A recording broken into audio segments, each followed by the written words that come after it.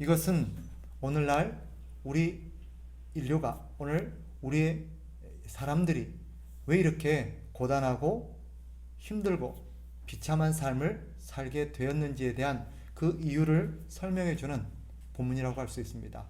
우리가 아는 것처럼 원래 하나님은 사람을 만들 때 이 사람이 하나님을 잘 섬기면서 이 땅에서 번영하고 또 생육하여서 이 땅에 충만하는 삶, 그리고 하나님과 더불어서 하나님이 주신 온갖 열매들을 먹으면서 행복하게 영원토록 사는 존재로 하나님이 만드셨습니다. 그런데 아담과 하와가 하나님의 말씀에 불순종하고 선악을 아는 열매를 먹음으로 인해서 인류는 죽음이 찾아왔고 또 하나님의 심판을 받아서 영원한 저주 가운데 살게 되었습니다. 그 저주의 결과가 뭐예요?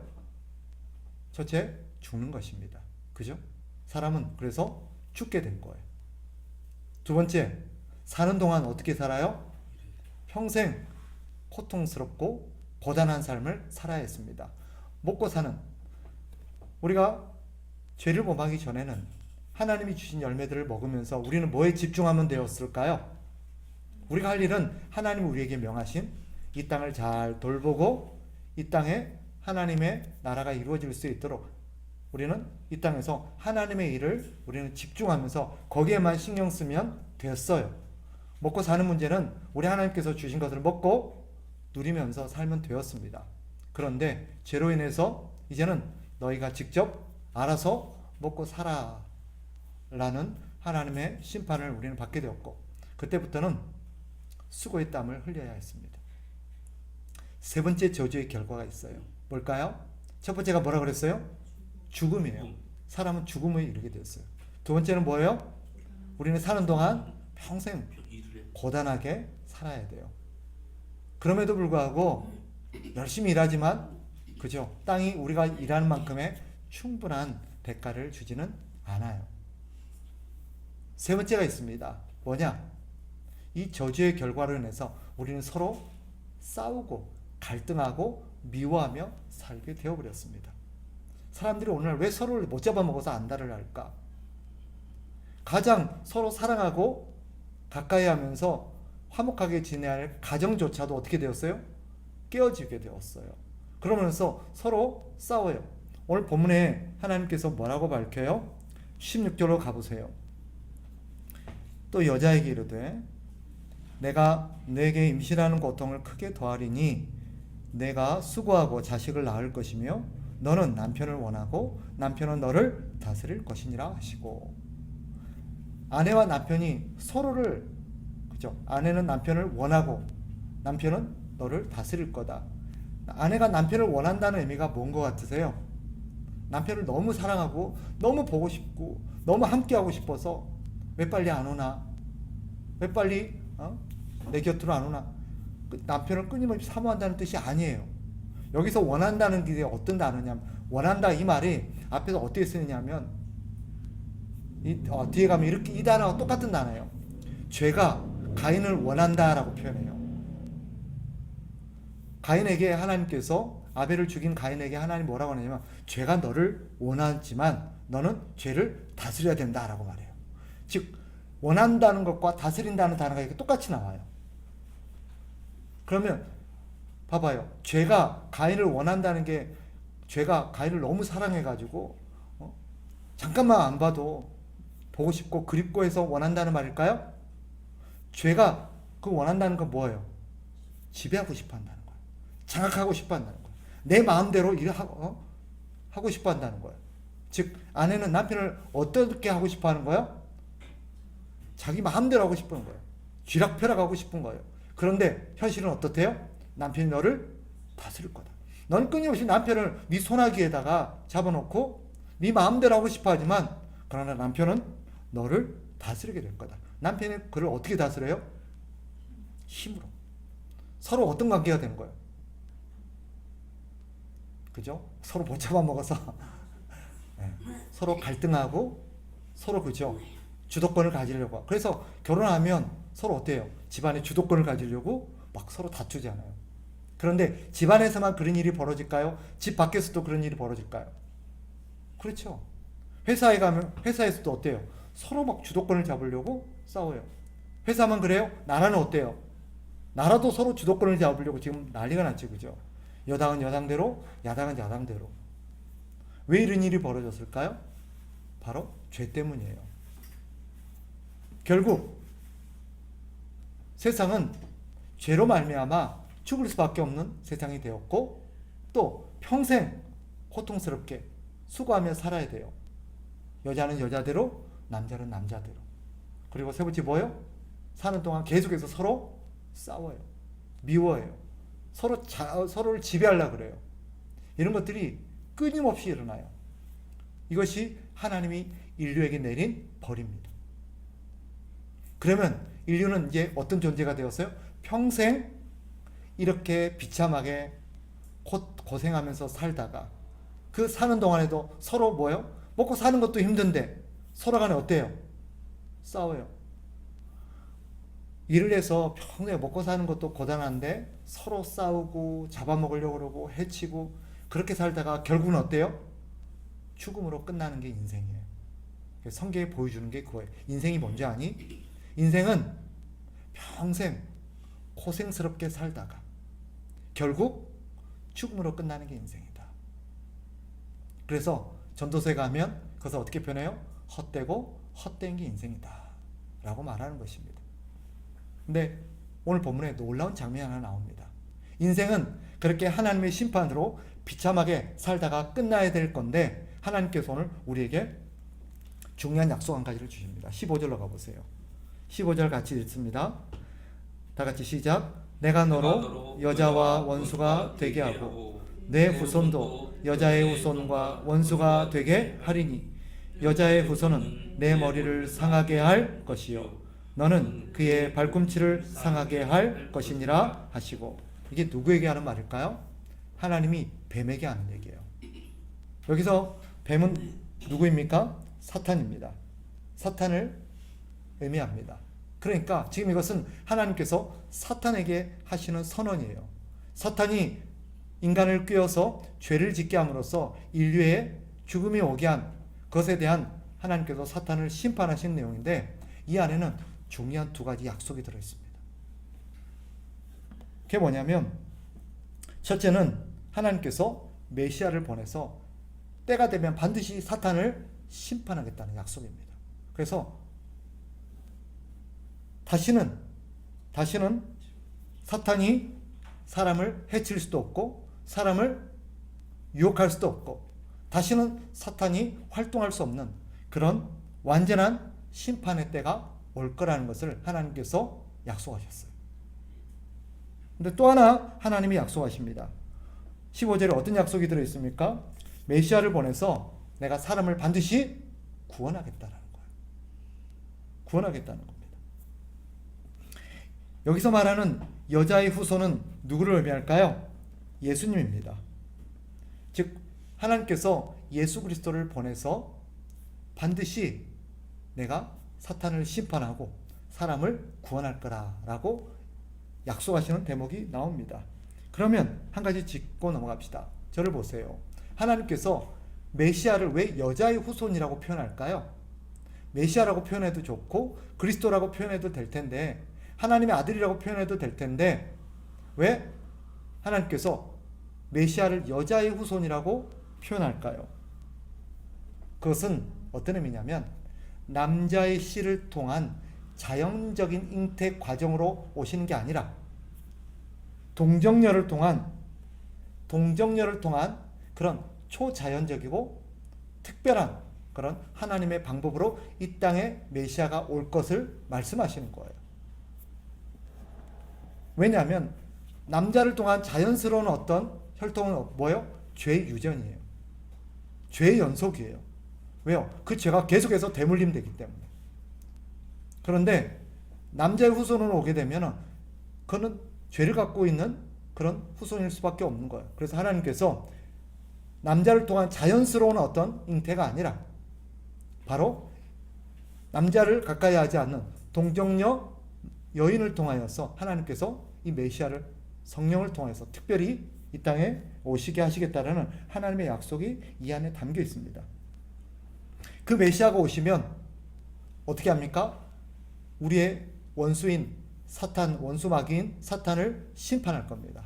그래서 다시는 사탄이 활동할 수 없도록, 다시는 사탄이 이 땅에 발을 붙이지 못하도록 하나님께서 심판하실 날이 반드시 옵니다. 그런데 메시아가 오면 또 한 가지를 하실 겁니다. 뭐랍니까? 죄로 말미암아, 그죠? 차단되어 버린 하나님과 우리의 관계를 회복하고, 그리고 우리가 죄로 말미암아 우리의 망가진, 우리의 수치스러운 몸과 영혼을 우리 주님께서 새롭게 치유하실 것입니다. 이것을 오늘 본문에도 두 가지 약속이 다 들어있어요. 봐봐요. 죄로 말미암아 마지막에 우리가 읽었던 3장 여기 22절 24절까지 보면 죄로 말미암아 하나님이 인간을 어떻게 합니까? 에덴에서 쫓아내십니다. 그리고 하나님이 계시는 에덴으로 오는 길을 어떻게 해요? 하나님께서 막아버려요. 다시는 인간이 올 수 없도록 두루도는 불칼과, 그죠? 화염검과 그룹을 통해서, 천사들을 통해서 그 길을 막아버립니다. 그러니까 인간이 하나님께로 올 수 있는 길이 있어요, 없어요? 없어요. 사람이 죽음을 극복하고 영생하려면 하나님께로 가서 하나님 주시는 생명나무 열매를 먹어야 돼요. 그런데 갈 수 있어요, 없어요? 없어요. 그런데 메시아가 오면 어떻게 돼요? 메시아가 그 길을 열겠다는 거예요. 그래서 예수님이 오셔가지고 뭐라고 말해요? 내가 길이요 진리요 생명이라. 나로 말미암지 않고는 아버지께로 올 자가 없다. 바꿔 말하면 내가 아버지께로 가는 길을 열겠다, 만들겠다는 것입니다. 닫혀진 길을 예수님이 오셔서 여십니다. 그리고 어떻게 합니까? 보면 하나님께서 이들에게 가죽옷을 입혀주시죠. 그죠? 가죽옷을 입혀준다는 것은 무슨 뜻이에요? 이 가죽옷을 입혀준다는 것은 누군가가, 그죠? 희생했다는 뜻이에요. 자신의 가죽을 통해서 죄로 말미암아 수치스러운 인간의 죄를 가리우기 위해서 누군가가 대신 희생했다는 걸 보여줘요. 즉 메시아가 오시면 어떻게 할 거예요? 당신의 생명을 희생해서 인간의 죄의 수치를 가려주고 죄를 다 씻어줄 거라는 거예요. 그리고 하나님께로 다시 나아갈 수 있도록 메시아가 그 길을 열 것을 하나님께서 오늘 본문을 통해서 다 보여주십니다. 그 15절에 있는 약속이고 그 약속이 어떻게 성취될 것인지를 나머지 내용이 설명하고 있는 거예요. 그러니까 메시아가 오시면 하실 일이 뭐예요? 두 가지예요. 하나님은 여자의 후손으로 메시아를 보내겠다는 거예요. 그 메시아를 보내서 뭐 하겠다는 거예요? 인류를 이렇게 파탄으로 빠뜨리고 인류를 죄짓게 만드는 원수 마귀인 사탄을 심판해서 악의 무리가 이 땅에 다시는 발을 들이지 못하도록 심판해서 그들을 영원히 박멸할 날이 올 거라는 거예요. 두 번째 어떻게 해요? 망가진 인간, 죄로 인해서 죽음에 떨어진 인간을 예수님 하나님께서 메시아를 보내서 구원하겠다는 거예요. 그들을 예수님 메시아를 보내서 희생함으로써 인간의 죄를 씻기고 수치를 가려주고 그들을 어렵게 만드는 이유에 어떻게 합니까? 하나님께로 다시 올 수 있도록 길을 여시겠다는 거예요. 이게 3장 안에 다 들어있는, 그래서 이것을 우리가 신학적으로 뭐라고 하냐면 따라합시다. 원시복음. 네. 근원적인 복음이라는 뜻이에요. 최초의 복음이라는 뜻이에요. 이 안에 복음이 담겨 있는 거예요. 그것의 압축이 15절입니다. 이것은 한마디로 우리 하나님에 대해서 무엇을 보여주냐? 하나님은 절대 우리를 포기하지 않으시겠다는 것입니다. 이게 참 놀라운 약속이에요. 이 3장 15절에 들어있는 이 하나님의 의지를 한마디로 표현하면 따라합시다. 하나님은 절대 포기하지 않으신다. 이걸 보여주는 거예요. 하나님의 사랑. 절대 내가 포기하지 않겠다. 그래서 하나님께서는 그 장구한 세월 인간을 구원하기 위해서 메시아를 보내기를 준비하시고 때가 되어서 메시아이신 예수님을 보내서 우리를 죄로부터 구원하십니다. 이것을 따라서 우리는 오늘 본문을 통해서 포기하지 않는 하나님의 사랑을 우리는 깨달아야 돼요. 하나님 우리를 이렇게 사랑하시는구나. 하나님 우리를 절대 포기하지 않으십니다. 우리는 하나님을 배신할지라도 하나님은 절대 우리를 배신하지 않으십니다. 그리고 하나님은 우리를 구원하시겠다고 친히 당신이 약속을 주셨습니다. 그리고 하나님 그 약속을 반드시 이루십니다. 아멘. 예. 하나님은 우리를 절대 포기하지 않고 우리를 구하시겠다고 내가 너희를 반드시 구원한다 라고 약속을 주시고 그 약속을 신실하게 성취하신 분이십니다. 그러니 우리가 하나님을 어떻게 생각하고 어떻게 대해야겠어요? 하나님은 우리를 절대 포기하지 아니하시는 우리를 사랑하시는 분이라는 걸 확실하게 믿어야 돼요. 그리고 그 하나님이 우리를 구원하시겠다고 약속을 했으니 절대 그 약속을 우리는 믿어야 합니다. 그럼 우리가 할 일은 뭐예요? 우리 주님의 약속을 믿고 기다리는 것입니다. 이것은 우리에게 또 한 가지를 깨웁니다. 우리 주님께서 하나님의 약속대로 이 땅에 오셨어요, 안 오셨어요? 오셨잖아요. 오셔가지고 우리를 위해서 십자가에 죽으심으로써 우리의 모든 죄의 수치를 가리고 하나님께로 가는 길을 여셨어요, 안 여셨어요? 여셨단 말이에요. 그래서 우리는 이제 하나님 앞에 나아가서 하나님을 만나고 하나님의 은혜를 누리게 되었습니다. 그런데 아직 우리 주님께서 이루셔야 될 사역이 완성되어지는 않았어요. 뱀의 머리를 상하게 하셔서 뱀을 무력화시키고 원수 마귀를 그죠? 이기셨어요. 그런데 아직 끝나지는 않았어요. 한 가지가 남았어요. 뭐가 남았어요? 우리 주님이 다시 오셔서 남은 사역을 완성하셔야 돼요. 그때는 완전히 이제 뱀의 세력, 사탄의 세력들을 완전히 멸하시고 이 땅에서 완전히 박멸할 날이 오실 겁니다. 그리고 우리를 구원하셔서 영원토록 이제 하나님의 나라를 세우시고 하나님의 나라에서 우리와 함께 영생의 삶을 누리게 하실 것입니다. 아직 하나의 약속이 남았어요. 우리 주님께서 다시 오시겠다고 하신 약속. 그래서 이제 우리는 주님이 반드시 다시 오셔서 주님이 하나님이 우리에게 주신 약속을 성취하실 날. 그러니까 우리에게 남은 건 뭐예요? 우리는 지금 에덴에서 쫓겨났어요. 맞죠? 그렇잖아요. 우리는 지금 어디 살고 있어요? 에덴에서 쫓겨나서 우리는 들에서 버려져서 황폐하게 살고 있어요. 그러나 예수님께서 우리를 오셔서 하나님과의 관계를 회복시키고 천국으로 가는 길을 여셨어요. 그럼 남은 길은 뭐예요? 우리를 천국에 들어가게 하셔야 돼요. 아직 에덴에는 못 들어갔어요. 아직 천국에 가는 길은 열려있지만 아직 우리가 거기를 들어가지는 못했어요. 우리 주님이 오셔서요, 우리를 데리고 영원한 천국인 에덴으로 우리를 데리고 들어가실 것이 남아있어요. 이제 우리는 그걸 믿어야 돼요. 우리에게 남겨진 그 약속을 믿고 기다려야 돼요. 그래서 아직 계시록 21장, 22장은 완성되지 않았습니다. 우리 주님이 다시 오시면 이제 우리를 데리고 에덴으로 데리고 들어가시겠죠. 그럼으로써 우리를 향한 하나님의 약속이 완전히 완성이 될 것입니다. 그 약속이 남아있고 우리는 그 약속을 믿는 사람들이고 그 약속을 믿고 기다리는 사람들입니다. 그러니 이 약속을 믿고 기다린다면 어떻게 해야 되겠어요?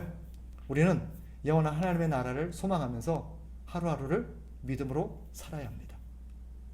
그리고 주님의 약속대로 이 땅에서 우리가 주님을 기다리면서 우리가 해야 될 일들을 하며 살아야 합니다. 이 약속을 붙들고 살아가는 것이 믿음입니다. 우리 주님을 믿으십시오. 하나님은 반드시 그 약속을 지켜서 우리를 에덴으로 다시 데리고 돌아가실 것입니다. 아멘. 그래서 우리 모두가 하나님의 나라에서 다시 기쁨의 노래를 부를 날이 올 것을 믿습니다. 그날을 기대하면서 하루하루 믿음으로 살아가는 저와 여러분 됩시다.